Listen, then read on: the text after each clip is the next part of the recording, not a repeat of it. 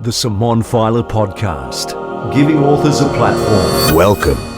Welcome to the podcast. G'day there, I'm Simone Feiler and I'm joined by the remarkable Vickie Menendez, author of Crystal's Butterfly Effect and now the voice behind its moving audiobook, which I had the privilege of producing with Vickie in collaboration with the amazing Guillo at Hit Central Studios in Miami. Vickie's story is one of unimaginable tragedy but profound hope at the same time through the heartbreak of losing all four of her children in her first marriage.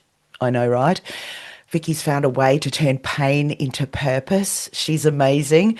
Crystal's Butterfly Effect is not just a book, it's a journey of resilience, faith, and the transformative power of love. Vickie's mission is to inspire others to find light even in life's darkest moments. And today she's here via Zoom, all the way from Miami into the Brisbane studio to share her story. Welcome to the podcast, Vickie. Thank you so much for having me. I'm really excited to be here with you. Ditto. Well, it was a really exciting process for me to work with you. Your deeply personal story. I recall when we first had a chat welling up when you first connected with me and told me that you'd lost all four of your children to your first marriage. And I know I'm not alone when I say that even that thought is unimaginable. But here you are, an absolute beacon of strength and a testament to the power of resilience. So I guess the first question is, can you enlighten us how a book sort of came to you out of all of that despair? Well, I mean, I had been on a healing journey. When I lost my second child, Wesley, of a drug overdose in 2017, it really nudged me to do something because I felt the weight of the losses. I mean, the other loss was like so many years ago. But I was kind of on a different, had a different perspective about life even then, even sitting in the hospital room with my daughter. And we were in the hospital with her for 48 days. And about, I guess, halfway through, just experiencing everything that I experienced from looking at it through different lens. I was like, I have to write a book about this. I know that being in a hospital room is hard enough. And when you have family around and, sometimes it can become a battlefield and, like blaming and judgments and all of this because everybody wants the best for, the patient, like they want them back. And it's not always a pretty picture. And because I stepped into it with a different frame of mind, a different mindset, a different perspective on life, it's like I created this sacred sanctuary for her so that she could transition, so that she could go through and finish her journey on her terms. Because, even though she was in an induced coma, I knew that she could hear everything that was going on in that room. And I think that, we're not aware that when people wake up from like comas and stuff like that, they can tell you things that Yeah. has happened in the hospital room. It's amazing. So with that in mind, I just had to keep that space,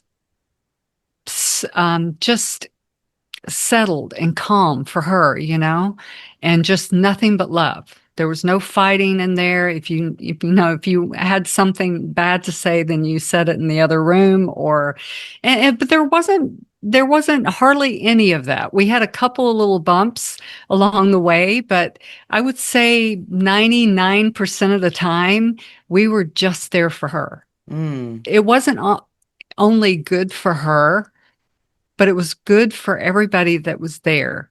Because I kind of set a mindset that this space was for her.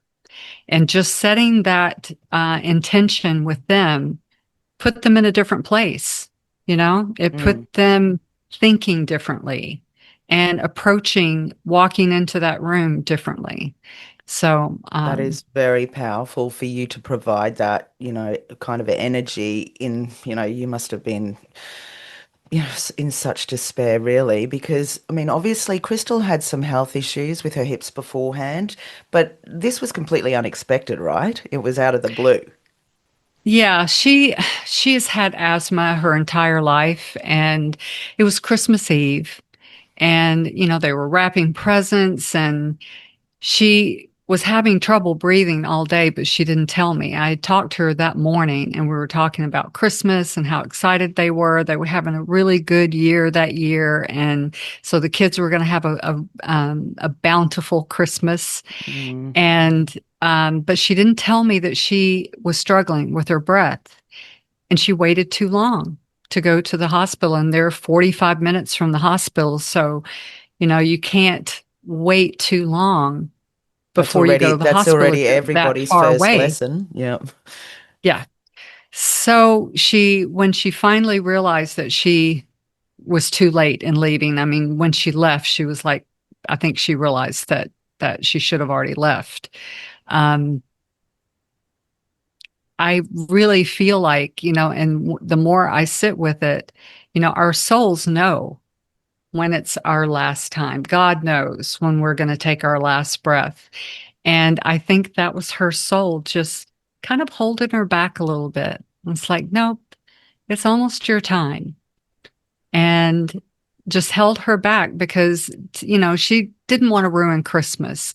But at the same time, I know that she would have gone because she's been to the hospital so many times. She would have known where that threshold was. Mm. So I think there was more at play than just that. I really think that it was her soul kind of like holding her back a little bit and saying, we're going a different way, like this is the end of your journey. Yeah. Although she was 48 days in the hospital, but that was a part of her transition. That was a part of her leaving, was to bring these kids together, for me to have this relationship with her husband that we didn't have before. Mm. When they put her in comfort care, the boys left because they didn't want to be there when she passed. And we didn't want them to be there during that Mm. time.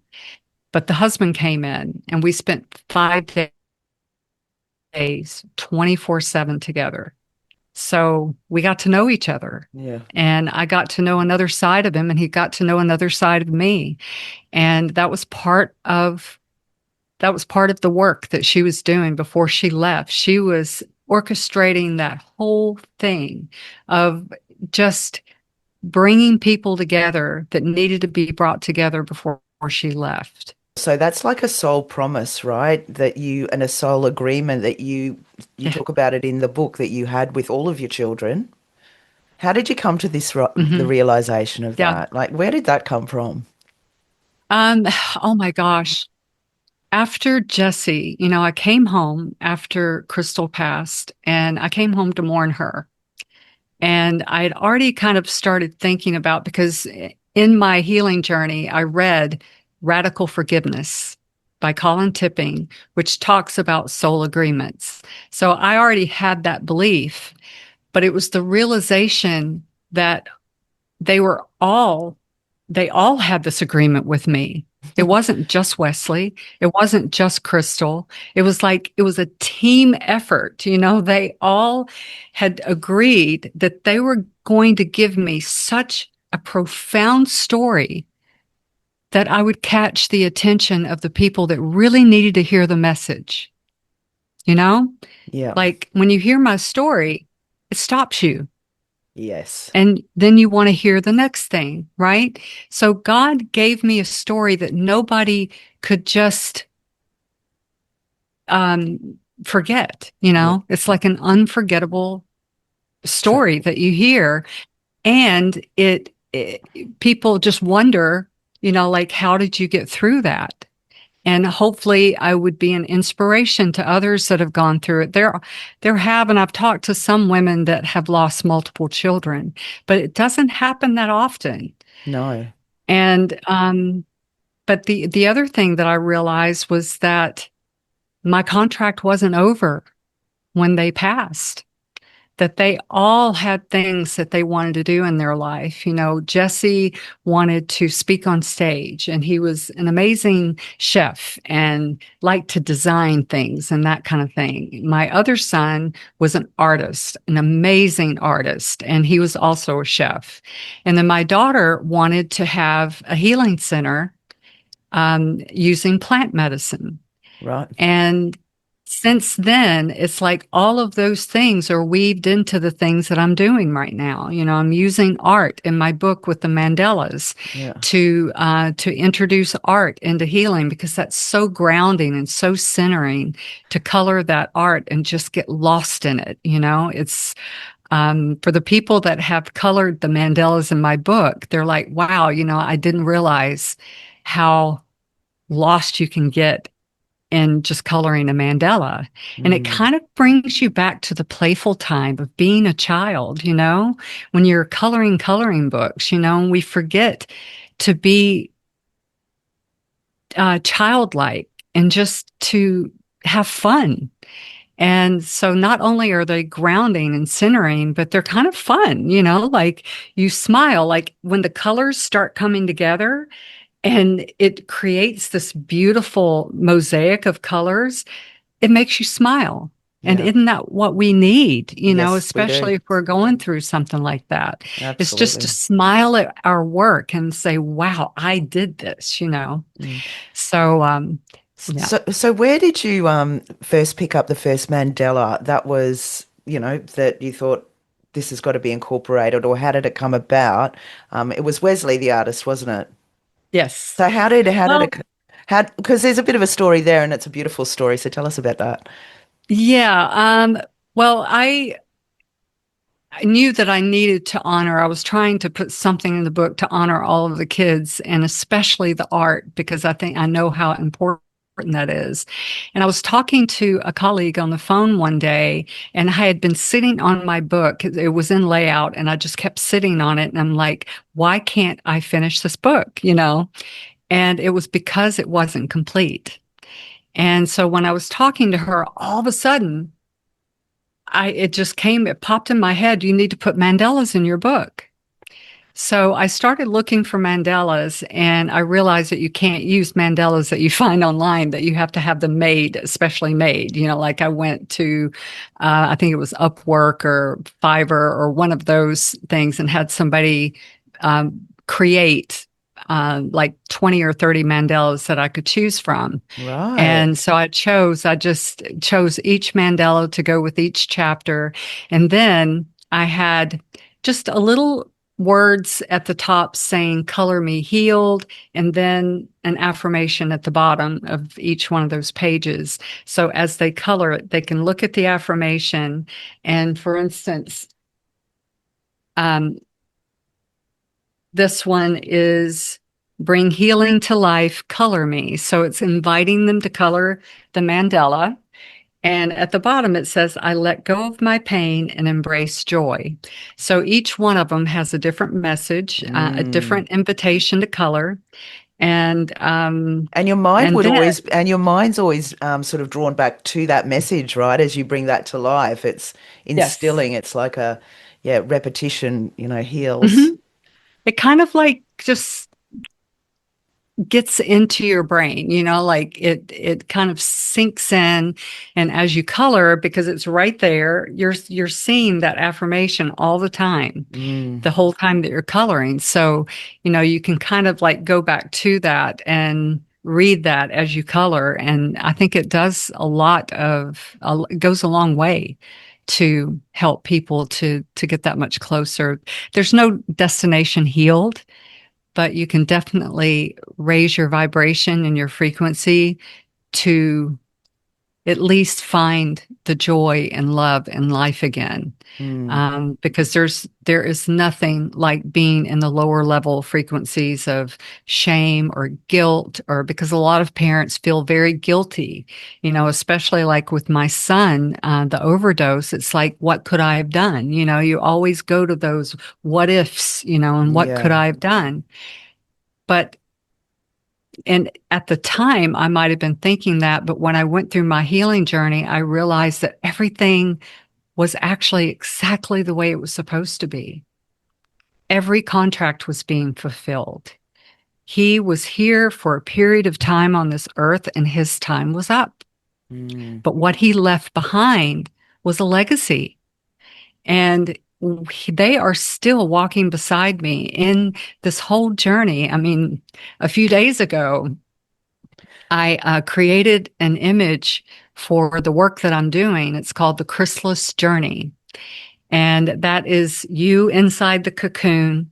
All of your identities, everything is dissolving, and you're finding your true essence. Just Wow. to make it short. Oh, that's And amazing.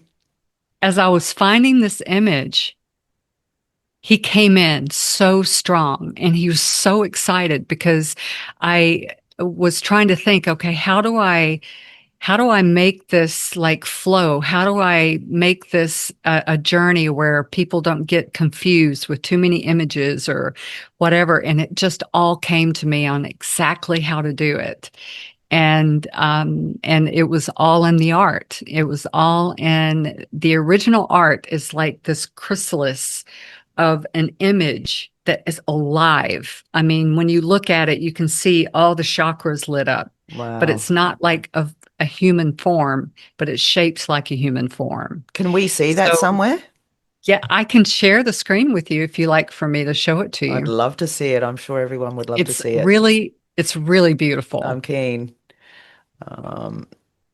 Okay, so this is the original image. Amazing. And you can see the chakras there. You can see the root chakra, the sacral chakra, the heart chakra, the throat chakra, the third eye. And you can't really see but most of them are there. You know, to Yeah. me, it gives you the image of what needs to be. This is the butterfly path. It starts out with the chrysalis journey. You step into the chrysalis code, and that's where you do all of the work. You gain all of the tools. You dissolve all of the old identities and things that the world told you to be. And you're really connecting with your essence, your true essence of what God made you, your Wow. blueprint, not what somebody else gave you throughout your life. So this is the chrysalis code. And so I changed the background to include this purple color. Yeah. Because purple is like very powerful. It's a really powerful color. So then when you go through the chrysalis code, you end up on the butterfly path. Right. And what I did here was add these translucent wings to the back of that same image. Isn't that beautiful? It is absolutely stunning. I'm gobsmacked. It's beautiful. And you did that? I did that. You are incredible. A So, lady of and many then, talents. And of, as you've said, you're being driven or, supported by your children who are now on the other side. What a full circle. yes, and when I was up till 4:30 a.m. doing these images, and Wesley was right here beside me, and I could just feel his excitement. I could feel him like saying, "Yes, this is amazing." I could just, I felt it. I was crying like Yeah, I'm crying just about now. throughout the It's night. amazing. It was just, and it wasn't like a sad cry. It was like this heartfelt presence. Almost like That, joy, just about. That's oh my almost gosh. what I'm feeling now. Yeah. Yeah. But doesn't this speak to you? I mean, Yes, mm, it is really gorgeous. So, what are you doing with this? Are how can people get a hold of this? this is the new program, or I don't even like to call it a program, but this is the journey that I have created for people that are in that in between. They may have had loss, they may have dissolved a marriage, or maybe their identities are ready to dissolve and they're Mm. ready to become their true essence, Well, but I they're could that just also not that sure how to get started. that could also speak to me, given what I've just been through. As you know, went overseas, and the day before I left, found out I had the cancer, then got it cut out. And I've just spoken to you off air beforehand saying I've been in shock for the last 3 or 4 months. So I Yep. guess people, like myself, and there's many people that have been touched by cancer that, could probably do with your It help goes to for look. everything. Yeah. Yeah. I mean, we all go through changes in our life, changes that we are, like sometimes we stay in a marriage or because it's familiar, right? We're afraid what's on the other side of it. So we just stay where we are. And this is a chance for people to figure out how they can open up, how they can crack that code and be able to see what's on the other side of that veil. And the veil is very sheer. I mean, you could almost see through it. And through breath work, through the MAP method, which is speaking to the superconscious, that we all have our innate intelligence, and Mm. just doing the work, we can open up a whole new world to ourselves.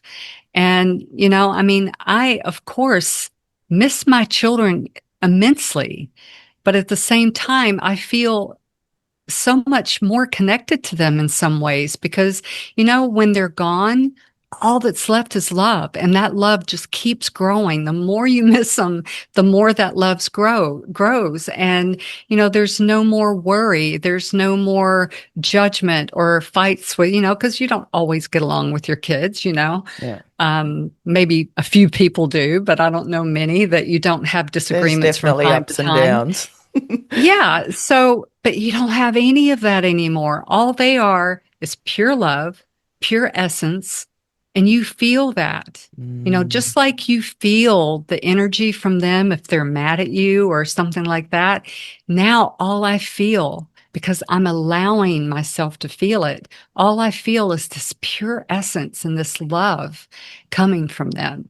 Oh. And they're just cheering me on. They're like, this is the work that we all agreed to do because their story, their experience gave me the story, my platform, so that I could help others through this and help them to maybe see things through a different lens. What an incredible story, Vicky. An incredible story. And you've come so far. But Yeah. let's go back how you first were introduced into all this stuff because you were into self-care and sort of, looking into yourself, to begin with. After I mean, obviously, the death of Jesse in 1980 was the first loss that you had, but obviously, since then, in between the next death, that you started looking, Right. introvertedly looking. How did that come about? Well, the first loss I had was in 1980. I was only 20. I had a full-term stillborn. And at that age, I was not, very aware or conscious to spiritual things, but that made me curious, and I really started kind of looking into spirituality at that time. Went on to have my 3 kids. Fast forward to 2017, when Wesley died, I thought, I've spent 35 plus year. At that time, it was still 35 years because it's been more like 40 now. But self-care, wellness, um, I've been with Tony Robbins for like 35 years, all the self-development and all of that kind of stuff. And that helped to a certain degree. But what I didn't know and what I learned when I went through my healing journey was a different perspective, tools to help me process the emotion that I had stored in my body because I was at the point where I had so much pain in my body, and that's where all of your emotions live. So all of the lower level emotions, the guilt, the pain, the shame, the judgment, all of the lower level stuff, it's a negative polarity on the body. So when those emotions settle into your body, they're not nice Mm. and they can manifest in so many different ways. And so by learning how to really process emotions, it opened up a whole new world to me. And then after Crystal passed and Jesse passed, I was drawn to breath work, and I got certified in breath work. And I was actually in the middle of the MAP method certification at the time, which was speaking to the superconscious. And I realized just recently that that was the core, the breath work and the MAP method was what helped me to get through these past 2 years so that I could create everything that I've created right now. So that's really the core of what I offer, is what I know for certain got me through. It's not theory. It's something that really works. And so I realized that those were like the last pieces of the puzzle. And, after Jesse passed, it's like I was on one timeline up to that point. All of those things were supposed to happen. And then I was thinking about it today, and another timeline started after they passed. And that timeline was for me to gather everything that I needed to get together in order to step into this new life, this new reality, because my life is nothing like it was before. Not having my children, it's like life doesn't look anywhere near what it used to. It's totally different. And that's a brand new timeline. That's amazing. And because I did that timeline over the last couple of years, this morning, I was just thinking about it, and it's like, wow, I'm on a new timeline. So I thought that was really interesting. And all of these things just kind of come to me. It's like this intuition that when I needed to hear messages or I need to move on to something like these images and stuff, it guides me to where to go, where to find them, how to do it. And I'm just kind of flowing, like going with the flow and learning how to allow rather than trying to force things to happen. Wow, that is profound as well. Because I think a lot of people force things, and don't know how to let God. I talked to my auntie recently, and she said, "Let go, let God." Yes, And that's basically what you've absolutely. done, isn't it? Yep. And see, at first, when Jesse first passed, and I had all of these like messages coming through saying, their contracts aren't over. This is, you're supposed to be stepping onto the world stage and sharing your story and all of this thing. I thought, I'm 60. I mean, I'll be 65 next month, like I don't have a lot of time left to do this. And then later, I was putting so much pressure on myself to make it happen, make it happen. And things actually slowed down because I was putting so much pressure on myself. And then when I realized that, what, if this is the mission that I'm supposed to carry out, then I'm going to be okay. I'm going to live exactly as long as I'm supposed to spread this message, and I'm protected. Everything is just the way it's supposed to be. Exactly. And to have patience, it taught me patience. Amazing. Well, I've got to say, firstly, look, you look incredible. 65. Thank you. What? That's unfair that you look like that after all that Thank you. trauma. No, you're absolutely stunning. But also, I'm thinking, like, this particular time where this has happened, that you've got access to the internet, you've got platforms like YouTube and your websites and TikTok to get your message out. So obviously, the whole thing is divine timing. Yeah, it is. And, I have a YouTube channel that we're putting together right now, and it'll have loads of different things because, I owned a spa for 10 years, but I've always been into skincare and testing products and all that kind of thing. And that's part of my 35 years of experience with that. So, and I love teaching skincare. So there's going to be so many different topics on the YouTube channel, not only like guided meditations, but, skincare and movement, qigong, just lots of different things that people can go on and enjoy and hopefully just enrich their life with. I know it all helped me, and it creates that energy, like meridians, chakras, the vagus nerve. Some people don't even know they have a vagus nerve. Oh, I'm putting And my hand that up is to that one. What is that? the vagus nerve is the main vein like that runs through your body that um it regulates your um I just totally went blank. It regulates your nervous system. Right. So if you're in a flight or fight mode, and that happens when you have like a really stressful life or you've had these profound experiences, it can put you in a fight or flight situation. And some people that have had a lot of trauma in their life, they live like that. That's the only, that's how their nervous system goes. And how it functions. So by doing these exercises with the vagus nerve, you're actually calming the nervous system down. And when you do that, when you do some of this work, the breath work and all of the other things, and you process the emotion, it's changes that stay with you. They don't just leave in an hour, because you go for a massage or you go for even Reiki, and it feels really good. You feel good for a few hours, and then you feel like that it's just reversed itself. Yeah.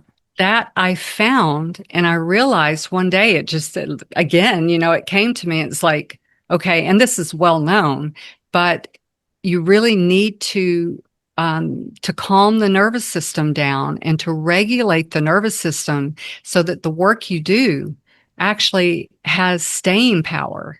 It will really stick with you. And then when new events come up, we all have things that happen throughout our life. You're kind of ready for it. You've got all the tools that you need. You know how to regulate your nervous system just like that. And it only takes, you can regulate your nervous system in 10 or 15 minutes. Now, if you're in fight or flight and have been that way for a long time, it could take time for you doing these practices for it to stick, for Yeah. it to really, really stay with you. But it is possible. And I would just suggest that anybody to try breath work, to try these vagus nerve activations, the meridian, balance the chakras and activate the meridians in the body before you go to a doctor and get antidepressants Yeah. or anything, even high blood pressure medication. I mean, you have to be very careful with high blood pressure, but breath work is one of the best ways to bring your blood pressure down. So Mm. we have an inner pharmacy. We just don't tap into it because a Yeah. lot of us don't know how. That's right. We haven't been taught that either, have we? Nope. We've been taught to go to the doctor and get medication. So, in some respects, you're a shaman as well, Vickie. Yeah. Hey, Yeah. we were talking last time about plant medicine because that was something that Crystal was right into as well. So, are you doing anything with that? Well, I have been practicing. I've had probably about six journeys with plant medicine. I've been to an ayahuasca journey. I've done probably six or seven psilocybin, the mushroom journeys. And it's such a heart opener. I'm so glad that I did it. And it's not like, you know, it's different. It's like this blissful state. And especially if you have facilitators that know what they're doing, it's nothing to be afraid of. It's actually, I look forward to it when I have one coming up in a couple of weeks, and I look so forward to it because it gets you completely out of your head and Mm. just opens your heart. And you can really take that time to just kind of be and just release everything. And sometimes you'll have all of these intuitive hits and all of these realizations and awarenesses to come up, and it's just a beautiful ride. It's not like you're high, or you kind of are, but in such a different way. It's not like you feel high. You just feel like your body is speaking to you, you know? It's really Mm, beautiful. mm. Did you try any of that prior to Crystal dying? No, nope. Okay, so All of that came after the September of 2023. They passed in February. September, I went on my birthday on September the 9th and did the ayahuasca. That was my uh, first experience with plant medicine. And right. then just that next March, I think, was my first psilocybin journey. And you're journeying with other people. I've done one-on-ones as well, but when you're journeying with other, um, and in my case, it was just a bunch of women, like 10 women, it's such a beautiful container. You have all of these women that are just there for each other, and you talk, and it's hard to explain. It's like you have to really experience it to know just how amazing it is and how good it is for your soul, Mm. You I are loved it. you are a wealth of information, on a spiritual realm, basically, that's, far removed from the earthly, plane with medicine and pharmaceuticals and that sort of stuff, and also spiritually speaking, looking into yourself, creating the chrysalis code now from, the beginnings of Crystal's butterfly effect. But I did want to ask you the butterfly effect. Uh, why did that resonate with you? Well, I was in the hospital with my daughter, and I had created a Zoom call, a Zoom meeting room where her friends could call in because she was in Oregon and most of her friends were in Tennessee. That's where she grew up. And so I created the Zoom call and they could just call in. I would open the Zoom room at a certain time of the day, and some of her friends would come in and just talk to her. And they would talk to her about um, just things that they did together as teenagers, or I heard all kinds of stories, and they would laugh with her. And I know that she was listening to all of this, and I felt like I met her all over again because I heard stories that I had never heard before. And so I really got to meet my daughter kind of on a different level. Mm. But I had named it Crystal's Butterfly Effect because she has this big butterfly on her shoulder. And she loved butterflies. She loved wildflowers. She had wildflowers in her field on her property. And so I called it the Crystal's Butterfly Effect. And that just kind of translated. It was like I have no choice but to use it for the book. Mm, mm. So it's obviously a very, well, it's a tragedy that you began writing it, but, by the end, it's incredibly hopeful. And you've really put in some deeply feeling aspects with the music. I think that just gives it another dimension on top of you reading it. And then those beautiful letters to your children that you Mm. wrote not long after they passed to include them in your voice. How, I mean, I thought you were an absolute star narrating your book because I can imagine it would have been reliving it all over again. But how was that for you narrating it?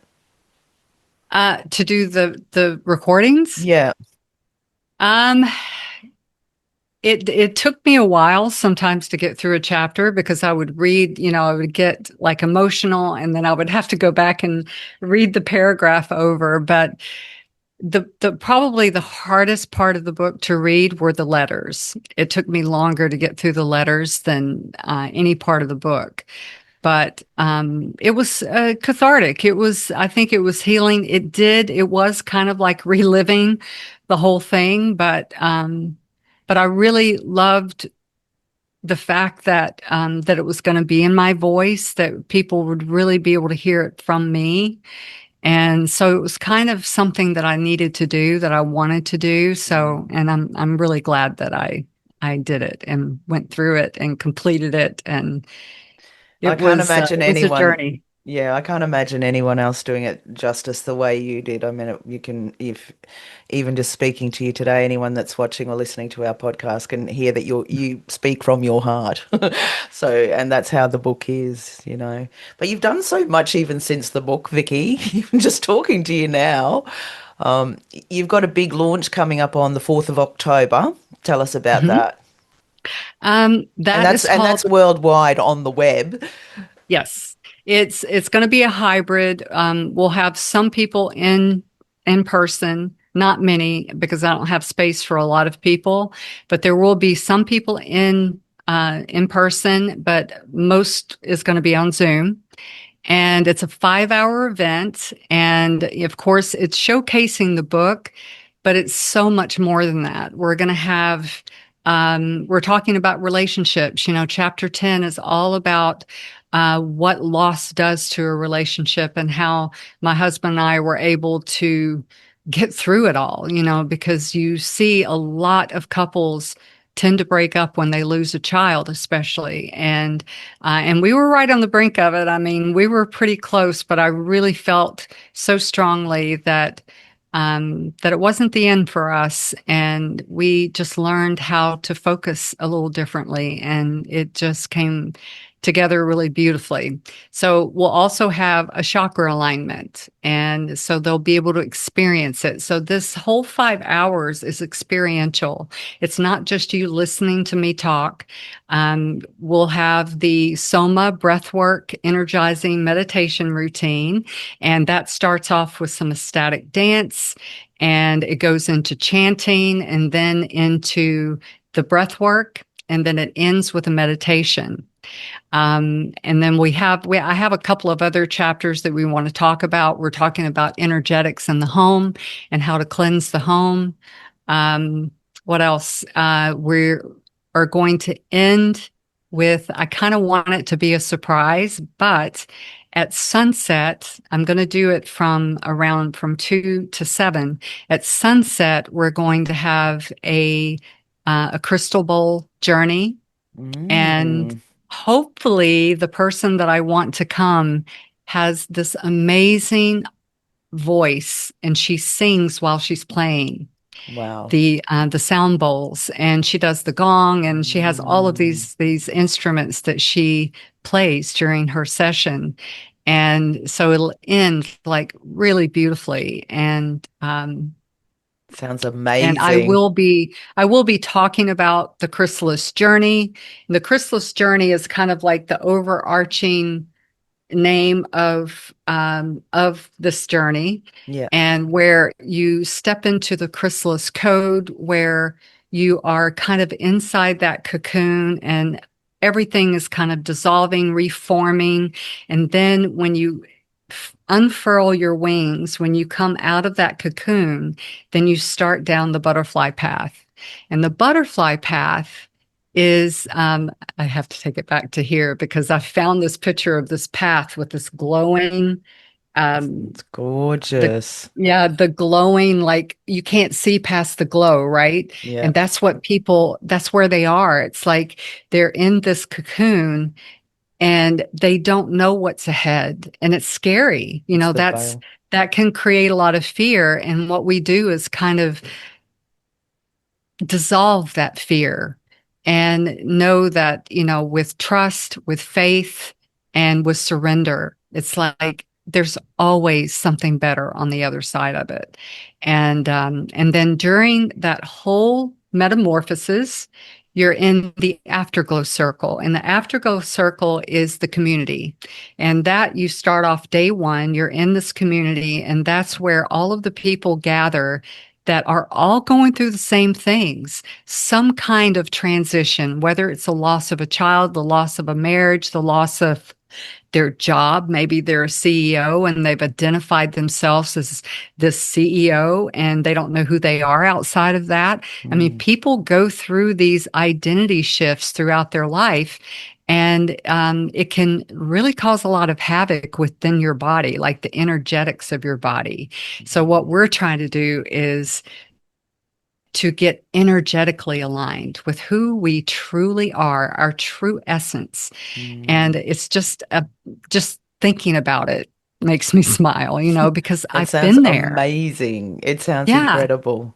Yeah. And I want I've to done jump it. on board that. Yeah, you're insanely amazing to go through all of that to, from the outside, it's obviously been worth it for you, that's a very bizarre thing to say given that you've lost four children, but that's what I'm feeling from you, that it's meant to be. Yeah. I mean, that is a part of this whole journey and the contract that I had with God was it wasn't just a contract with me. It was a Mm, contract with me and my children, with mm, me and my husband and my son that I still have. I have a son with my present husband, and he was my gift. When I told him that Jesse had passed, he was frightened. I could see the fear in his eyes because I just lost two kids 12 days apart. He yeah, thought he was next. yeah. And so I sat with him for a minute and I said, God, please tell me what do I tell him? And it came through so clear. He's like, he's your gift. I had to have him during my childbearing years, and I was 41 when I got pregnant with him. And I had to have him up until that time. In order for him to be here today as an adult, we weren't going to have children. My husband just all of a sudden one day said, I want to have a child. Wow. That was his soul meeting that contract that we had. It's like this, it's not just one contract. They're all intertwined and they all make this beautiful mosaic. Mm, And when you look at it from that perspective, it's kind of beautiful. yeah. And it's bigger than you, isn't it? It's much bigger than me. Yeah. And these Amazing. past 2 years, I've had to go through that. Like, why me? Like, can I do this? And then that's where my kids keep, I feel them pushing me and, from Mm. behind and it's just saying, keep going, keep going. So empowering, so empowering. I hope everybody listens to this chat that we've had today. So empowering. And they can contact you obviously. I know your audiobook is up everywhere at all leading online retailers, but you've also got a couple of places that they can get it directly from you, and that comes with a wonderful bonus, a gorgeous bonus, because obviously the audiobook doesn't have the Mandelas in there, but you can tell us a little bit more about that. Yeah, well, this is called the Living Journal. And if you think about it, you're listening to an audible, but you don't have the book in front of you. So sometimes it might talk about something that you wished you could see. And so this 111 page living journal is like the heart of the book. And it has photographs that are not in the physical copy. So you get probably at least 20 or 30 photos that nobody else is going to see.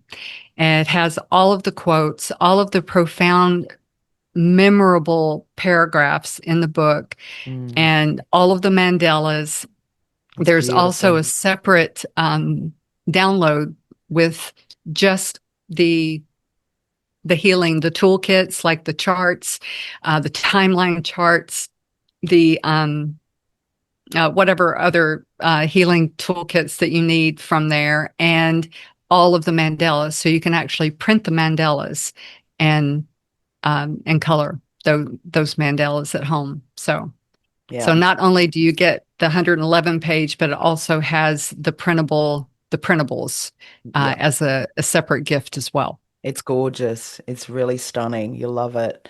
That's available at VickieMenendez.com. Yeah. And you're also obviously available for one-on-one chats if anyone wants to contact Mhm. you directly for a chat, or if you do presentations and speeches, and obviously very enlightening. If anybody wants to have you there, they can contact you through your website, I would imagine. Yes. Yeah, Awesome. there's a connect with Vickie on the upper tab, and that takes you to the speaker section of my website where you can set up a discovery call with me, and we can talk about your business, your corporation, or your platform because I've got lots of different topics that I can speak on, Yeah. and And so yeah. obviously, like, I'm in Australia, you're in Miami. Do you do anything via Zoom if there's people in Australia or Oh anywhere else yeah. on the globe? Yeah. Yep. I actually Awesome. have one of my clients I don't know I don't know what part of Australia she is, but she comes to my 6 p.m. Sunday meetings and it's 8 a.m. the next day for her. Yeah. So yeah, it's just a timing thing. We just have to figure out the timing so that it's good for both of us. But yeah, absolutely. All Awesome. over the world. Fantastic. Well, look, I feel incredibly privileged that I got to, work with you and indirectly your 4 children creating the audiobook Crystal's Butterfly Effect. Thank you so much for choosing to do it with me, Vickie. Yes. Oh, I loved it. It was a great experience. I'm glad. I'm so happy to hear that. And for me, I learnt a lot, and even more so on this podcast. Every time we have a chat, you're always so enlightening, so inspiring. Yeah, so I'm very lucky to know you now. Mhm. Yeah, and I'm looking forward Well, to that won't October end. 4. I'm Yeah. I'm really Yes. looking forward to that. So VickieMenendez.com is the website. Crystal's Butterfly Effect is the name of Vickie's audiobook, also in print and ebook version. And Vickie Menendez, thank you so much for joining me on the podcast today. Thank you so much for having me. Thank you. Thanks for joining the Simone Feiler podcast. What's your story? Contact Simone for a chat at brisbaneaudiobookproduction.com.